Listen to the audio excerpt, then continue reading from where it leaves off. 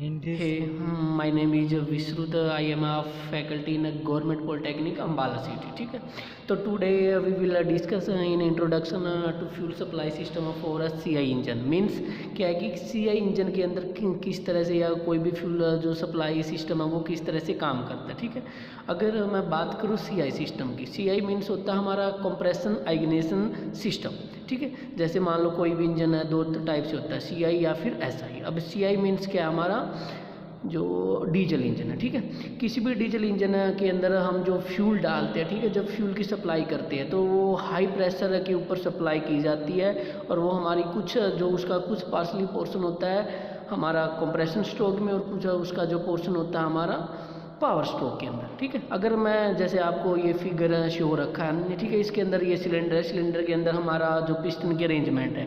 ठीक है, सिलेंडर के अंदर हमारा जो पिस्टन है अप और डाउन मूवमेंट करता है. ठीक है, पिस्टन के जो टॉप के ऊपर, जो टॉप हेड के ऊपर दो वाल लगी होती है, हम एक को बोलते हैं इनलेट वाल और दूसरे को बोलते हैं आउटलेट वाल.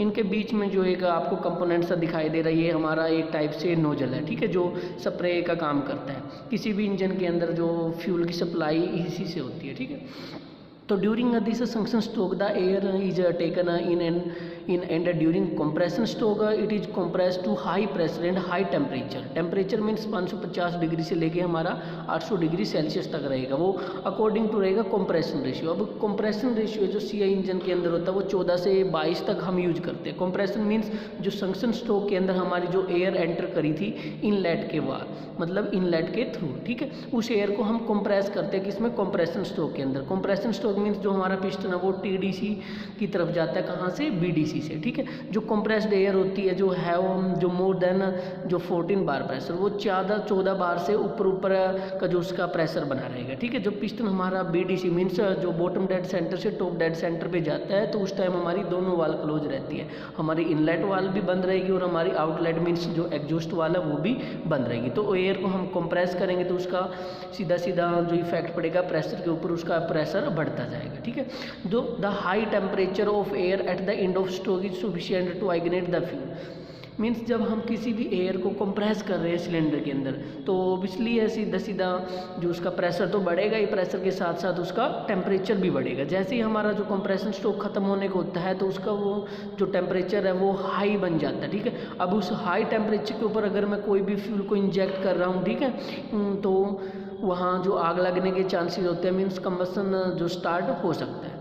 ठीक है, द फ्यूल जो इंजेक्शन सिस्टम है is most important component in working of CI engine. अब देखो जो फ्यूल सिस्टम रहेगा हमारा, ठीक है, वो बहुत ज़्यादा इंपॉर्टेंट कंपोनेंट है किसी भी CI इंजन के अंदर. अब CI इंजन के अंदर इंपॉर्टेंट क्यों है, क्योंकि जो व्हीकल को चलाने का काम करेगा वो क्या करेगा, वो फ्यूल इंजेक्शन सिस्टम ही करेगा. ठीक है, the pressure of fuel injection lie between जो 100 to 200 बार. जो प्रेशर होता है फ्यूल इंजेक्शन के अंदर, जो पंप के अंदर, वो 100 से लेके 1000 बार के बीच में कहीं ना कहीं बना रहता है. ठीक है, अब जैसे हमारे किसी भी इंजन के अंदर 4 स्ट्रोक होते हैं. सक्शन स्ट्रोक होता है, कंप्रेशन स्ट्रोक होता है, एक्सपेंशन स्ट्रोक होता है और एग्जॉस्ट स्ट्रोक होता है. ठीक है, अब जो हमारा जैसे ही मान लो कंप्रेशन स्ट्रोक कंप्लीट होने को होता है, जो हमने ये वाल लगा रखी है, मीन्स ये जो हमारा इंजेक्शन का काम करती है जो नोजल का काम क्या है, मेनली ये फ्यूल को वेपर की फॉर्म में, मीन्स छोटी छोटी ड्रॉपलेट फॉर्म के अंदर है ना, छिड़काव करती है, स्प्रे करती है किसका, फ्यूल का. और फ्यूल कौन सा रहेगा, हमारा डीजल.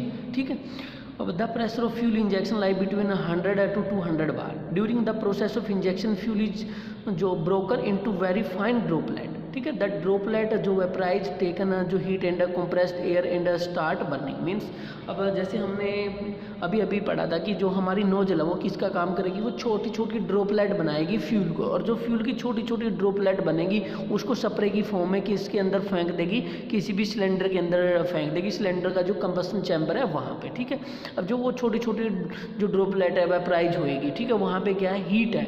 हीट मीन्स जो हमने एयर को कंप्रेस किया था उसका टेम्परेचर बहुत ज़्यादा हाई है. जैसे ही हम उसको उसके अंदर स्प्रे करेंगे तो वो चिंगारी पकड़ लेगी, वो आग पकड़ लेगी, और जो हमारी स्टार्ट हो जाएगी बर्निंग, ठीक है। तो एज द जो burning start the vaporisation of fuel is accelerate and more heat is available. अब जैसे ही जो बर्निंग स्टार्ट होएगी जो फ्यूल का वेपराइजेशन है वो एकदम से बढ़ेगा। अब जैसे फ्यूल का जो वेपराइजेशन है एकदम से बढ़ेगा, जो हीट प्रोड्यूस होगी, क्योंकि फ्यूल जलेगा मीन्स उसके एटम टूटेंगे। एटम टूटने का मतलब क्या है कि जो हमारी हीट है वो हीट रिलीज होगी। हीट रिलीज मीन्स जो हमारी जो हीट है वो अवेलेबल होएगी, ठीक है। अब जब जैसे ही मान लो कंप्रेशन स्ट्रोक के अंदर हीट जो प्रोड्यूस हो रही है, अब वो हीट फैलने की कोशिश करेगी, ठीक है। तो एज द जो कंबसन एडवांस जो amount of oxygen available for burning reduce and therefore heat release rate is reduce. अब धीरे धीरे क्या होएगा, जो उसके अंदर एयर थी वो एयर किस में चलेगी, बर्न होने में चलेगी। वहाँ पे क्या थी, कॉन्स्टेंट एक फिक्स अमाउंट थी किसकी, एयर की। अब जैसे ही वो जो चीज़ जलना स्टार्ट करेगी फिर वो धीरे धीरे नीचे वो बुझना भी स्टार्ट करेगी, ठीक।